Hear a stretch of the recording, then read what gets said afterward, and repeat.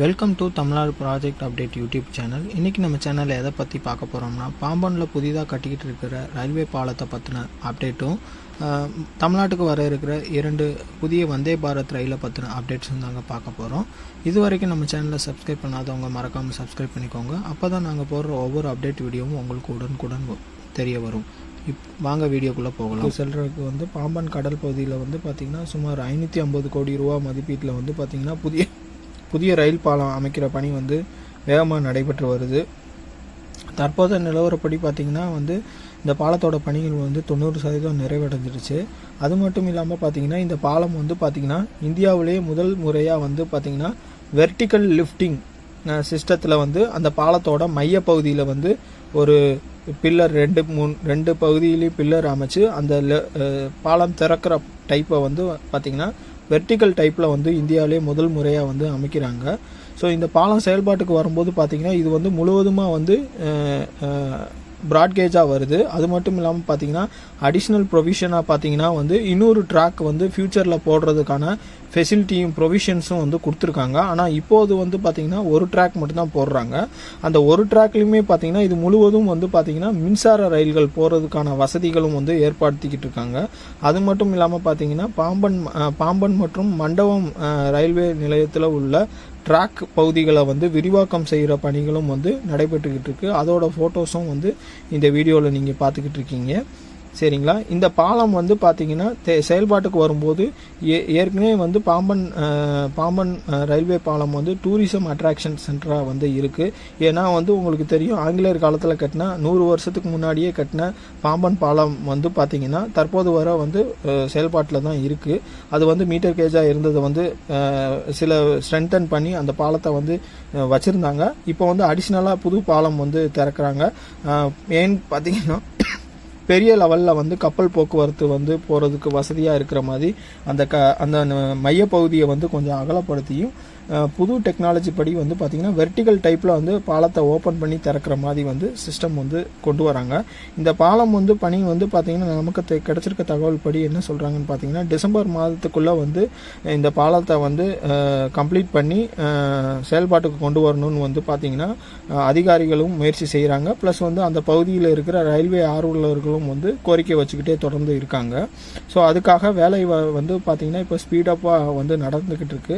இப்போ கரண்ட்டாக பார்த்தீங்கன்னா அந்த மைய பகுதியில் அந்த வெர்டிக்கல் லிஃப்டிங் கொண்டு வர்றதுக்கான அந்த மெயின் கர்டர் பகுதி பார்த்தீங்கன்னா மைய பகுதியை ரீச் ஆயிடுச்சு. ஸோ இது ரீச் ஆனதுக்கப்புறம் பார்த்தீங்கன்னா இன்னும் ஒரு 15% பணிகள் மட்டும்தான் பெண்டிங்கில் இருக்குது. ஸோ அது பார்த்தீங்கன்னா கம்ப்ளீட்டாக செயல்பாட்டுக்கு வந்த பிறகு பார்த்தீங்கன்னா ரயில்வே போர்டில் அஃபிஷியலாக ட்ரையல் ரன்ஸ் கண்டக்ட் பண்ணி முடிச்சதுக்கப்புறம் பயணிகள் ரயில் போக்குவரத்தை எதிர்பார்க்கலாம்னு நம்ம நம்புகிறோம். ஸோ அது மட்டும் இல்லாமல் பார்த்திங்கன்னா ஏற்கனவே நம்ம முன்னாடி இருக்கிற ஒரு வீடியோஸில் போட்டிருந்தோம். நம்ம பார்த்திங்கன்னா ராமேஸ்வரத்தில் இருந்து இது தனுஷ்கோடி வழியாக பார்த்திங்கன்னா இலங்கையில் இருக்கிற தலைமன்னாருக்கு வரைக்கும் 23 கிலோமீட்டர் கடல் வழி பாலம் கட்டுறதுக்காக மத்திய அரசாங்கம் திட்டம் வச்சுருக்காங்க. அதுக்கான டிஎஃப்ஆர் திட்டம் செயல்படுத்திக்கிட்டு இருக்காங்க.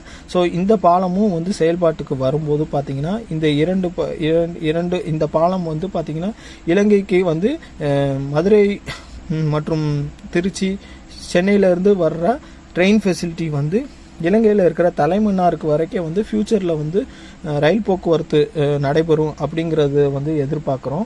ஸோ அது மட்டும் இல்லாமல் பார்த்திங்கன்னா இதன் மூலயமா டூரிசம் பெருகும். சரிங்களா?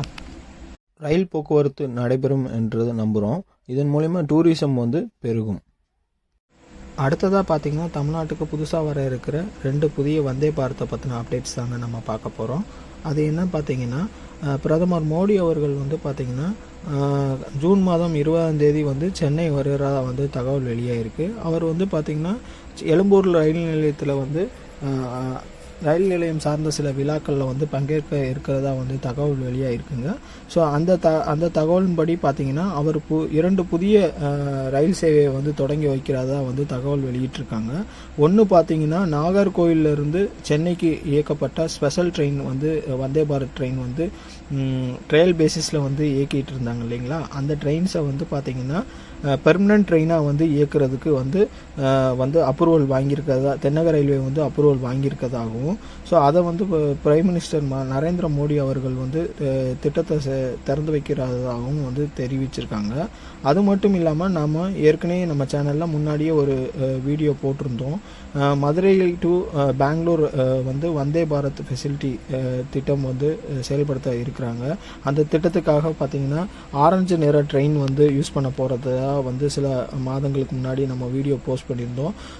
ஸோ அந்த வீடியோ பார்க்காதவங்க நம்ம லிங்க் டிஸ்கிரிப்ஷனில் கொடுக்குறோம், அந்த வீடியோவை பாருங்கள். ஸோ அந்த இதோட டெஸ்டிங் ட்ரையல் பேசிஸில் வந்து மதுரை யார்டில் வந்து நிப்பாட்டி வச்சுருந்த டீட்டெயில்ஸ் எல்லாம் நம்ம ஏற்கனவே பழைய வீடியோஸில் பார்த்துருப்போம். ஸோ இப்போ அதை தொடர்ந்து பார்த்திங்கன்னா ஏற்கனவே நீண்டகால கோரிக்கையான மதுரை மற்றும் பெங்களூர் 2 நகரத்தை இணைக்கிறதுக்கான ப்ரீமியம் ஃபெசிலிட்டியான வந்தே பாரத் திட்டத்தை வந்து செயல்படுத்த போகிறதா வந்து ஏற்கனவே தகவல் வெளியாகிருக்கு. ஸோ இப்போ பிரதமர் மோடி அவர்கள் வந்து 20ஆம் தேதி சென்னை வர்ற நிகழ்ச்சியில் பார்த்தீங்கன்னா மதுரை டு பெங்களூர் வந்து வந்தே பாரத் ட்ரெயின் வந்து இயக்க போகிறதா வந்து அறிவிச்சிருக்கிறதா வந்து தகவல் வெளியாகிருக்குங்க.